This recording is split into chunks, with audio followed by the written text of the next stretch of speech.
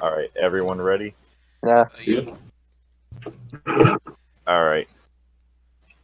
The sound of artillery guns blared as shells began falling on Moscow.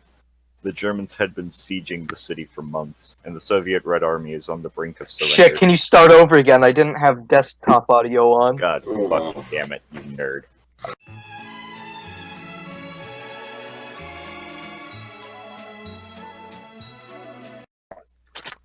The sound of artillery guns blared as shells began falling on Moscow. The Germans had been sieging the city for months. The Soviet Red Army is on the brink of surrender. Food shortages have been a problem since before the siege even started. The citizens still in the city and the soldiers defending have resorted to eating rats and whatever stray animals they can find. Relief had been promised to arrive over a month ago, but never came. Every day, without pause, the Germans had been bombarding the already leveled city with artillery as they prepared to continue their advance. General Secretary Joseph Stalin had ordered to set ablaze whatever of the city remained if the Wehrmacht was to capture it, and by the looks of it, that was soon to come. Stalin had been staying in the city, confident that the army would hold, despite many of his staff having already evacuated. He was smoking his prized pipe as he was poring over some papers as one of his advisors walked into the room, opening the door. The advisor asked with a shaky voice, "Dear father, are you busy at the moment?" Stalin took his pipe out of his mouth and turned to the man at the door. "Nothing too important, just looking over some paperwork." "What sort of paperwork could you possibly be looking at right now?" The advisor walked to the dear leader's side and glanced at the papers to find that they were completely blank. "Dear father, those papers are blank." Stalin gazed at the man with the look he would normally give when he was about to send someone to the fucking gulag. "I'm sorry?" he asked. "Never mind, sir. I came to tell you that the German army is getting closer to the Kremlin every minute at this point. I think we should consider evacuation." "Nonsense," Stalin said. "The might of the Red Army will hold." "Sir, we practically don't have an army anymore. They're dropping like flies out there to German gunfire." "I don't see what the problem is." Stalin stroked his handsome mustache. "They're dying out there." "Well, maybe they should stop dying and do something more productive." The man of steel stood from his chair and looked out his window to the war-torn capital. "Like, kill more fascists." The advisor grew more frantic as he began to lean forward on his desk. "Moscow is lost. There is no point in you being here anymore. The Red Army can't hold anymore. It's a miracle that they've even held on for this long. We have to evacuate to the Urals with everyone else." "That sounds like traitor talk." Stalin turned from the window and gave his infamous gulag stare. "You doubt the strength of the motherland? Of our soldiers?" "Never, dear father." The advisor stepped backwards, beginning to sweat. "Good. I was starting to become concerned over your loyalty to me." Stalin returned to his seat and began to relax. "I would never doubt you, sir," the advisor says as he wipes his brow. "I know you wouldn't, comrade." Stalin grabbed once again his signature pipe off the desk, placed it in his mouth, and began taking puffs out of it. "Sir, do you need a light for that?" "What are you talking about?" "Never mind. What are we to do about the advancing Germans?" "Well," Stalin put his pipe back down and opened his desk drawer. "I suppose I will have to take care of it personally." He grabbed a large red gemstone and placed it on his desk. "This is the solution to our city strife." "What is it, dear father?" The advisor glanced at the red jewel curiously. "It is a stone that contains great power. It was once Comrade Lenin's, but he passed it on to me when he passed away. He told me that in our Union's darkest hour, it will bring our salvation." "What does it do, and where did Comrade Lenin acquire such a thing?" "It grants whoever wields it immense physical and metaphysical capabilities, the power to destroy armies with only a thought. That is the power of what he called the Chaos Emerald." Stalin picked the emerald back up and turned again to the window, hearing gunshots and the screamings of soldiers. He couldn't tell whether or not they were his own or the enemy's. "Dear father, what are you going to do?" "What I must." And that's, then there's like a little fucking time skip. Stalin approached the front line of the battle, atop a pile of rubble. He looked in awe at the sheer destruction taking place before him. It seemed as if every second Another soldier would have their life ended at the strike of a bullet. Hopes, dreams, aspirations, all gone in the matter of seconds. He had the power to end it all right then and there, and that's what he had come to do. When the soldiers of the Red Army noticed that their dear leader had arrived at the scene of battle, they could not believe it. Had the leader of the Soviet Union really come to participate in the fighting, or had he come to personally issue an order of retreat? And the Germans, noticing that Soviet gunfire had died down, stopped to look at the man standing atop the rubble. It was hard to make out the figure of him. They thought perhaps he was a high-ranking officer who had grown careless or had lost the will to live as so many others have in this battle. Some German riflemen were beginning to line up their shots to take down whoever the lone figure was. After around 15 seconds, the first German round fired at Joseph Stalin. It was almost as if time slowed down for Stalin as the first bullet traveled towards him.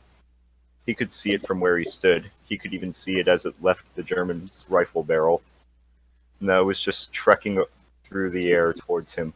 Oddly, he didn't feel the need to move out of the way of the bullet. It was almost as if he knew he wouldn't be struck by it. Instead of moving, Stalin lifted his hand and opened his palm. He began to just wait. The bullet had come close to completing its journey, moving towards where Stalin put his hand. Time had appeared to move slower as the bullet came closer and closer, to the point when it was mere centimeters from his palm. It was at this point where Stalin closed his fingers around the bullet, stopping it. Pure adrenaline rushed through Joseph as he realized what he had just done. He had just stopped a fucking bullet. The soldiers nearest to him dropped their jaws as they saw this superhuman feat. Stalin then turned the bullet around, flicked it at the German who had shot it at him. At the speed of sound, the bullet moved through the air and penetrated the German's skull, killing him.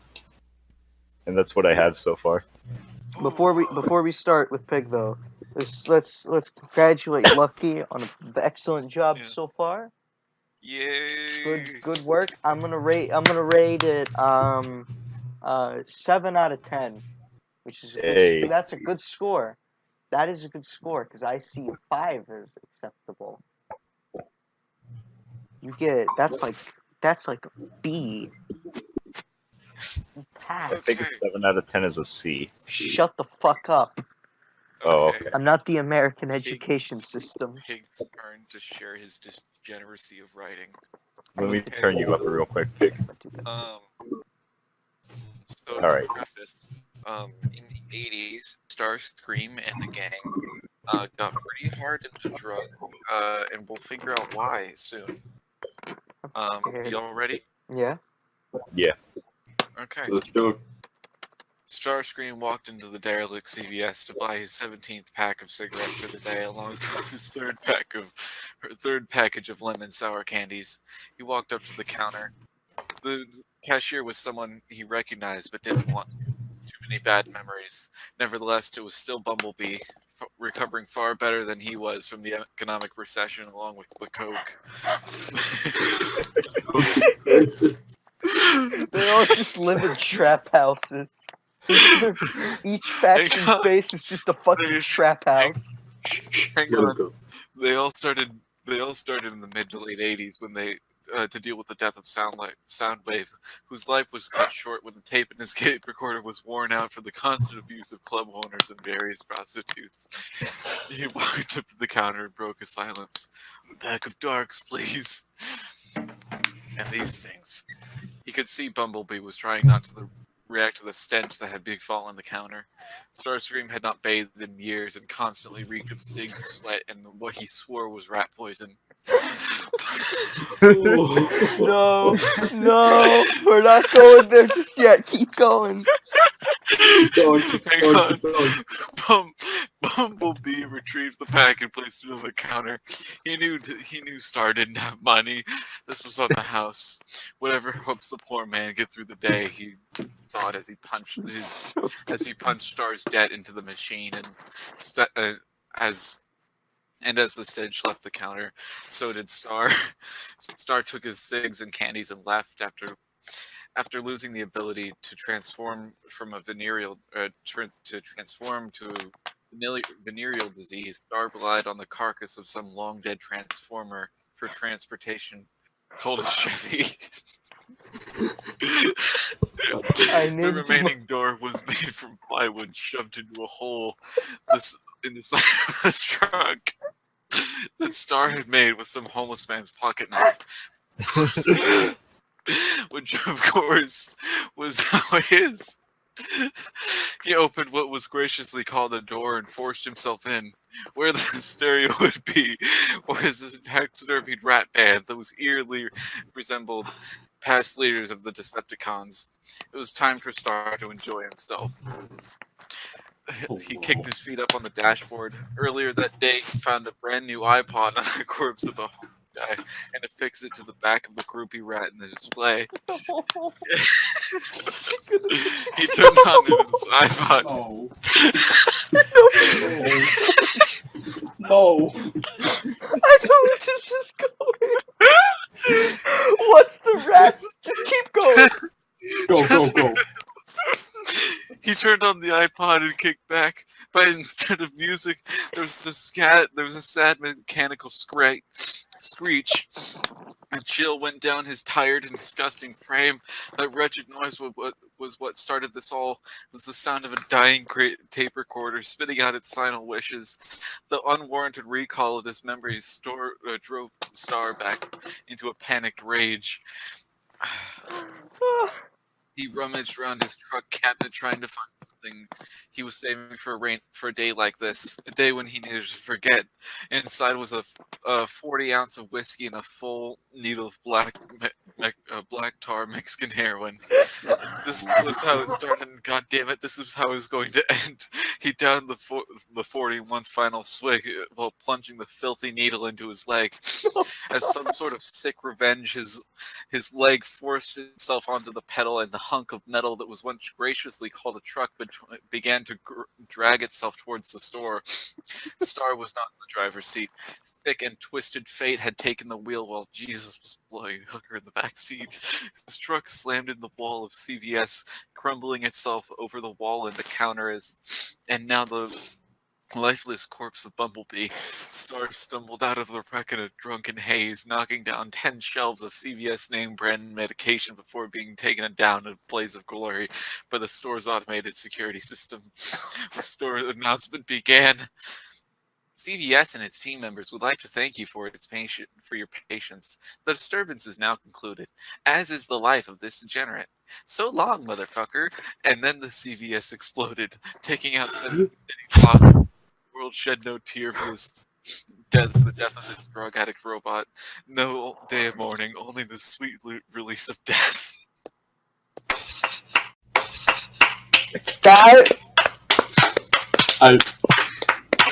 I was expecting him to play with the fucking rats and pretend that the one with the iPod was Soundwave to treat his suffering. No, it got worse, Jack. It got worse. It triggered PTSD, causing him to kill fucking Bumblebee. Thank you, Pig. Thank you. Oh, the best part is that G1 Bumblebee is like so fucking. He's like small, so I just imagine like. It's like this fucking dwarf at a fucking counter, just barely able to look over. No, he's got like a step stool. No. G1 Bumblebee is like he's like 7 foot, right? I don't know. For a Transformer, he's small robots, though. But he's definitely like. All right. Is it my turn? This probably won't last long, but this will certainly return later. Alright. Act 1. New Beginnings. Earth had been at an uneasy peace for 2 years. Autobots and Decepticons agreeing to a ceasefire. This ceasefire formed into an uneasy peace over time. Each Cybertronian living their own life as they saw fit. Soundwave sat in the CVS petting one of his mini cassettes, Ravage. He had Laserbeak off restocking the shelves when a familiar face walked in. The shambling body of what was once a mighty Decepticon walked in. Soundwave chuckled, looking over the dirty mess. Well, It isn't Starscream, he said. Starscream, once a valiant and fearsome warrior, was now a drunken mess. Shut up, Soundwave. Just tell me where the gummy bears are. Starscream said as he scratched at his wrists. Soundwave pointed off and back to what was clearly labeled as the candy aisle. Starscream shuffled off to the back, vanishing as another familiar face smacked into the door. You useless contraption! I'll have you obliterated for defying the mighty Megatron! Shouted Megatron as he melted the glass door using his fusion cannon. Soundwave just stood at the counter chuckling before Megatron shot him a glance, shutting Soundwave up. So, Megatron, what'll it be? Soundwave spoke up. It's Saturday, Soundwave. You always know I play the lottery on Saturday. Soundwave walked over to the computer, and what will your numbers be? 27, 14, 1, 40, 6, 12, Megatron stated confidently. Soundwave punched them in, handing Megatron his ticket. Megatron walked out mumbling as Soundwave called out to him. Good luck. I hear the jackpot is quite high tonight. When suddenly, a loud crash came from in back of the store. Laserbeak flew back to Soundwave as he rushed over only to reveal Starscream curled up against a shelf, shoving gummy bears in his mouth. Get out of here, Soundwave shouted as he, Ravage, and Laserbeak chased Starscream out of the store. That's all I got in that part now. I like that. That was real. That was good. I like how you didn't include drug abuse. Okay. This is a story I have memorized. It's my most important story. Okay. So, the year is 2002, a Tuesday afternoon in August in Denver, Colorado. Downtown Denver, where in the hot summer heat of the afternoon, people are going out with their friends, sipping on cool drinks, and enjoying the last couple weeks of summer before the cold comes. Now, if you happen to be in downtown Denver, if you were to go down on 22nd, go down a block, take a left, and then take the first right onto a small alleyway, you'll find a little brick building, very humble, with a sign that says Mancini's Bar and Grill. Is this with the Mancini's guy? Mancini's Bar and Grill is a humble but proud Italian restaurant. Yep. It's Bar been and figured Grill. out. What's been figured out? You know the story. We knew What the fuck? What is this? Italian flags decorate the walls as well as Let him go. Guys, what is this? You all know what's going on and I don't. As well as pictures and heirlooms of the motherland. Mancini, the sole staff of this small establishment, is polishing his bar, putting chairs into the tables, and getting the restaurant ready for the afternoon lunch rush. As he's working on his restaurant, making it look nice and spiffy for the customers that will be coming in a couple hours, the bell at the front door rings. Someone enters the room. Just keep going. Mancini looks to the front door and he sees a ragged, dirty man like a hobo, dressed in torn and dirty clothing with a ratty beanie, and he smells like cigarette smoke, and he smells strongly of alcohol. In one hand, he is white knuckles, grasping hard on a summer sausage, swinging it around wildly in the air, wild abandon, as if he is trying to wallop a ghost. And in the other hand, he is dragging into the restaurant a sperm whale, getting rot and grease and bloat all over the hardwood floors. As the man walks in, Mancini starts to lose his shit a little bit, not too much. He goes, "Hey, what are you doing? Why are you bringing this corpse into my restaurant. It is a smell the whole thing up with fish smell and rot. I polish these floors 1 whole hour a day, every day, and you ruin all my work, and I lose money. My restaurant lose money. And the sperm whale says to Mancini,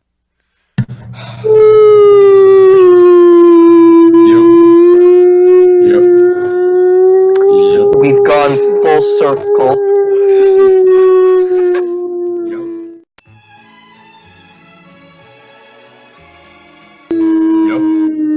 You know, after all this time, I still don't know how wine or cheese works.